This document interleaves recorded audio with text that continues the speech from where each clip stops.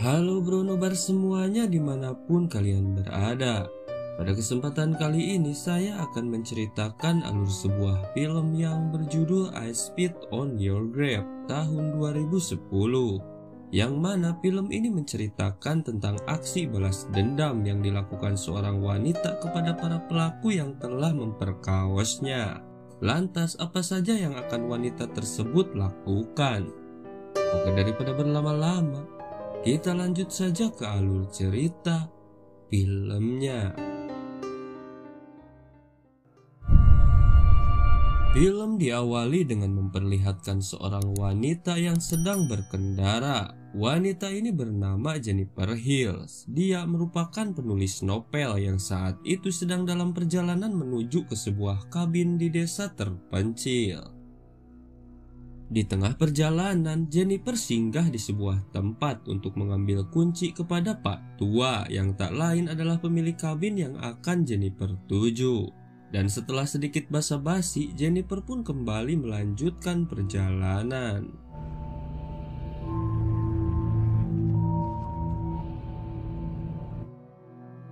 Lalu sesaat kemudian, Jennifer kembali berhenti di sebuah pom bensin.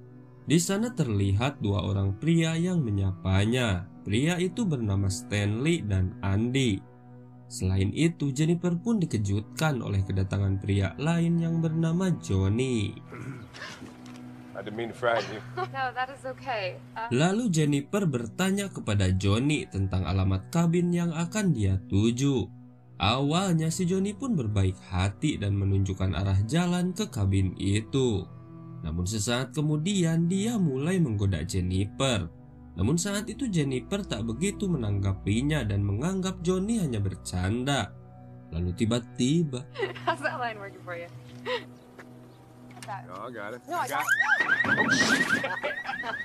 kejadian itu pun membuat Johnny malu dan ditertawakan oleh kedua temannya.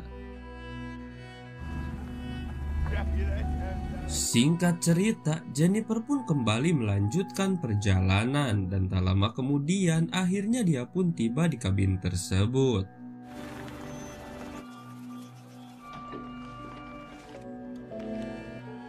Setelah membereskan barang bawaannya, Jennifer pun menyempatkan diri untuk nyantui di pinggir danau, sembari mengumpulkan inspirasi untuk menulis.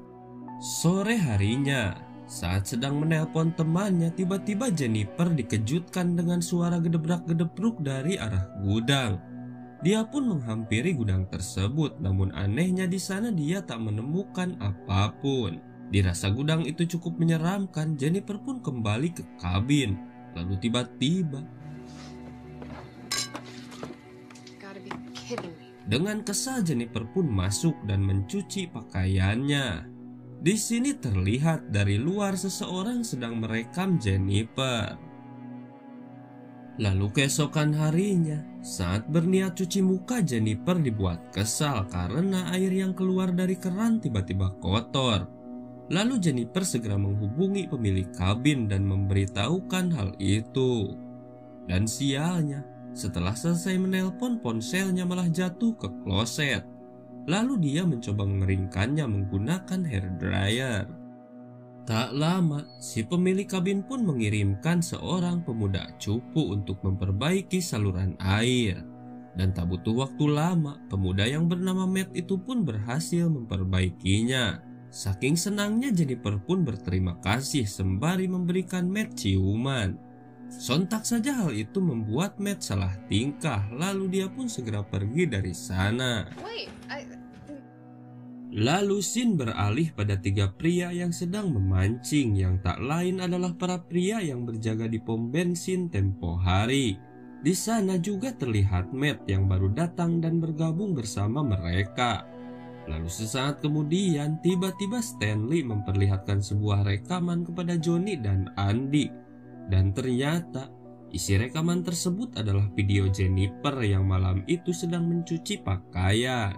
Di sana rasa penasaran Johnny pun mulai timbul. Apalagi saat itu Matt mengatakan bahwa wanita itu telah menciumnya saat dia memperbaiki saluran air di kabinnya. Mendengar itu, Johnny pun tentu tak mau kalah. Saat itu dia pun terlihat merencanakan sesuatu. Bitch like that, titties flopping in the window like that. But you lucky. Malam harinya, karena kelelahan setelah menulis, Jennifer pun nyebat ganjoy terlebih dulu untuk kembali merilekskan pikirannya. Namun saat itu dia malah ketiduran. Lalu saat menjelang subuh, dia pun terbangun karena kembali mendengar suara dari arah gudang. Jennifer pun pergi mengeceknya. Lalu ketika dia kembali,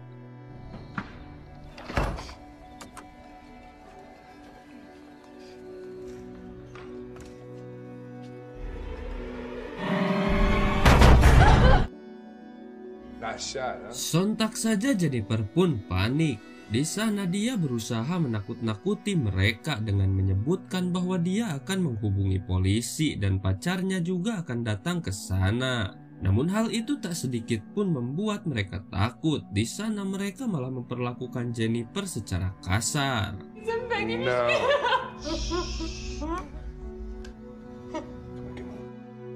Namun di satu momen, Jennifer mendapatkan kesempatan untuk melarikan diri. Dia pun segera keluar dari kabin dan berlari sekencang-kencangnya ke dalam hutan. Bersamaan dengan itu, tak terasa hari pun mulai terang.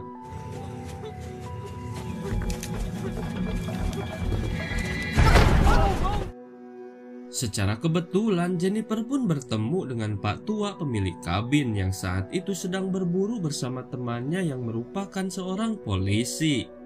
Kemudian Jennifer pun menceritakan semua yang terjadi. Dan dengan sigap, Pak polisi pun mengajak Jennifer menuju ke kabin tersebut.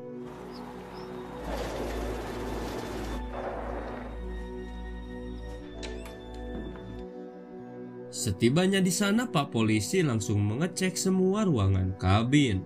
Namun saat itu dia tak menemukan siapapun. Lalu sesaat kemudian, Pak polisi malah menemukan sisa ganjoy milik Jennifer. Di sana, Pak polisi pun mulai mencurigai Jennifer bahwa yang dikatakannya adalah halusinasi efek dari ganjoy tersebut. Lalu Pak polisi pun menyuruh Jennifer menghadap jendela karena saat itu dia akan menggeledah Jennifer atas kepemilikan barang haram tersebut. Namun tanpa diduga, Shoulder width apart.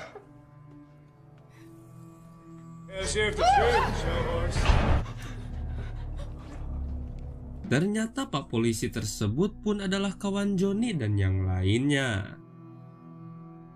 Kemudian, para pria bejat tersebut mulai melakukan pelecehan kepada Jennifer. Saat itu mereka memaksa Jennifer untuk melepaskan celananya lalu menyuruh si Matt untuk memperkaosnya. Pada awalnya si Matt pun tidak mau dan merasa kasihan kepada Jennifer. Namun karena desakan mereka, akhirnya dia pun melakukannya.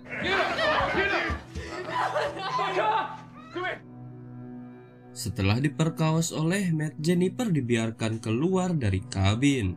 Terlihat saat itu dia berjalan sempoyongan ke dalam hutan dan berharap ada seseorang yang menolongnya. Namun ternyata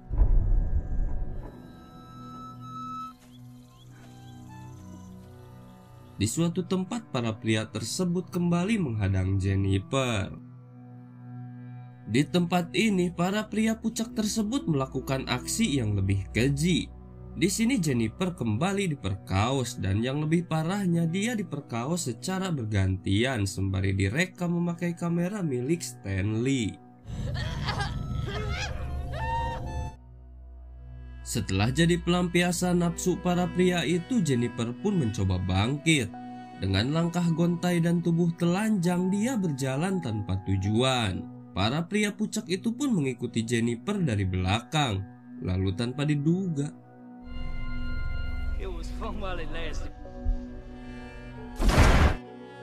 mereka pun panik, terlebih saat itu Jennifer tak muncul kembali ke permukaan. Setelah beberapa lama mencari, di sini mereka pun yakin bahwa Jennifer telah mati. Lalu Pak polisi pun menyuruh mereka pergi ke kabin untuk melenyapkan semua barang milik Jennifer. Selain itu, di sana Pak polisi juga menghancurkan kaset rekaman milik Stanley karena itu bisa menjadi barang bukti kejahatan mereka. need y'all on point for this. We clear! Little titty sling.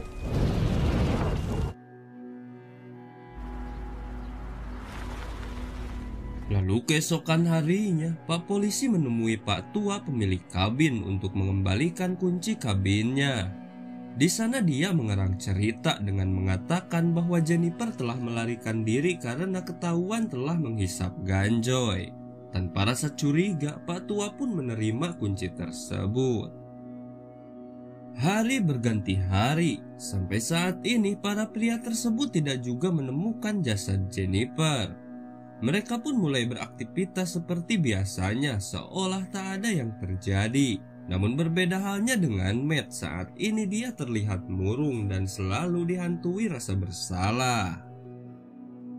Hingga pada suatu hari, saat Matt sedang menyendiri di depan kabin, tiba-tiba dia mendengar suara wanita memanggilnya. Matt pun segera masuk ke kabin untuk mencari asal suara tersebut. Namun saking paniknya saat itu dia malah terjatuh dari tangga, lalu tanpa diduga.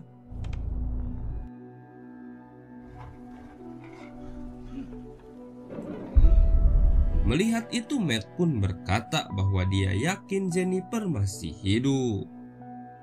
Lalu walaupun terlihat takut, Matt pun menghampiri Jennifer. Dia meminta maaf atas apa yang telah dia lakukan. Pada awalnya Jennifer pun berkata, dia mengerti bahwa Matt memperkaosnya karena paksaan dari Johnny dan teman-temannya. Mendengar itu Matt pun langsung menangis bahagia karena Jennifer memaafkannya. Namun tiba-tiba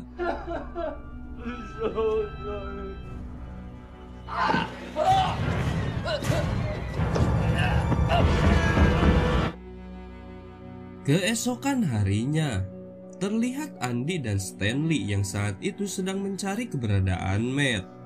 Namun sesaat kemudian mereka dikagetkan dengan suara harmonika dari kejauhan. Mereka pun yakin itu adalah Matt. Lalu mereka menghampiri asal suara itu yang ternyata berasal dari sebuah rumah tua. Lalu Andy pun masuk ke rumah itu sementara Stanley menunggunya di luar. Lalu tiba-tiba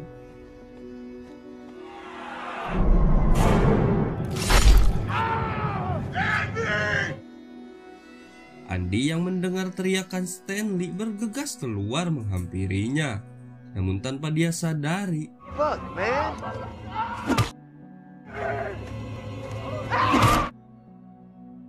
beberapa saat kemudian kedua pria itu tersadar dan mereka telah diikat di tempat berbeda. Di sini Jennifer pun mulai menyiksa mereka secara perlahan. Yang pertama adalah Stanley. Saat itu dia diikat di sebuah pohon, lalu Jennifer pun merekamnya seperti yang Stanley lakukan saat dirinya diperkaos. Setelah itu Jennifer memasangkan pancing di kedua pelipis mata Stanley agar dia tidak bisa berkedip. Tak hanya itu, dia pun melumuri muka Stanley dengan jeruan ikan yang bermaksud agar burung gagak datang dan menggerogoti Stanley.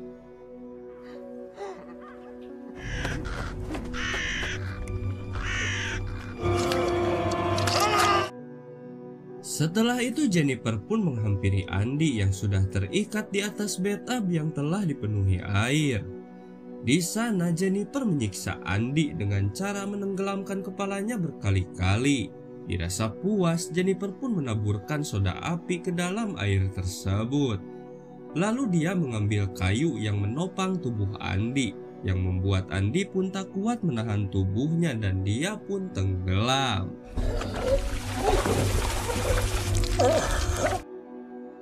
Dan tak lama kemudian, kedua pria tersebut akhirnya meninggoy dengan cara mengenaskan.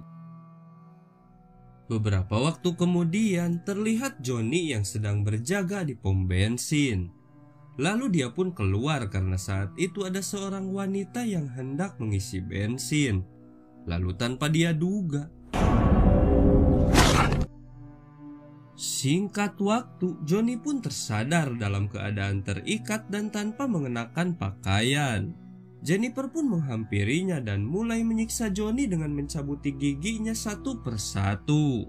Dan yang lebih parah, Jennifer pun memotong Johnny milik si Johnny, lalu memasukkan potongan Johnny-nya ke mulut Johnny. Dan akhirnya Johnny pun meninggoy tanpa mempunyai Johnny.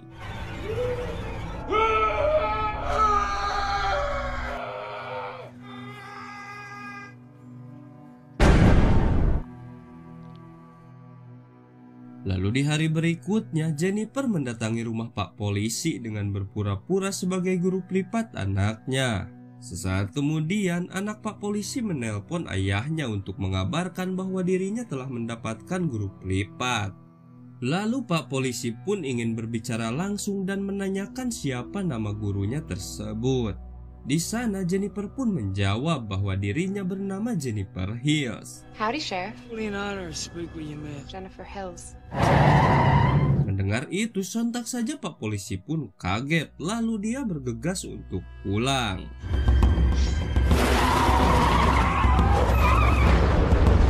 Setibanya di rumah, dia pun panik karena anaknya telah pergi bersama Jennifer ke sebuah taman bermain.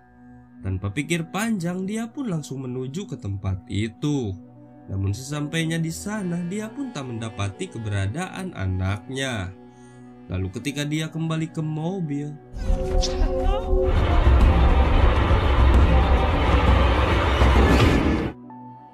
lalu Pak Polisi pun tersadar dan telah diikat di sebuah meja. Di sana juga terdapat senapan yang telah diarahkan ke bool Pak Polisi. Saat itu tentu saja Pak Polisi pun panik. Dia terus-menerus memohon ampun kepada Jennifer, akan tetapi tentu saja Jennifer pun tak sudi memaafkannya. Hingga sesaat kemudian Jennifer menarik sebuah tali yang terikat pada pelatuk senapan. Lalu tali tersebut diikatkan ke tangan Matt yang ternyata masih hidup. Saat itu Matt tak sadarkan diri. Namun saat nanti Matt terbangun dan menggerakkan tangannya, otomatis senapan itu akan menembak Pak Polisi juga Matt sendiri karena Matt terduduk tepat di hadapan Pak Polisi. Setelah itu, Jennifer pun pergi dan terduduk di luar.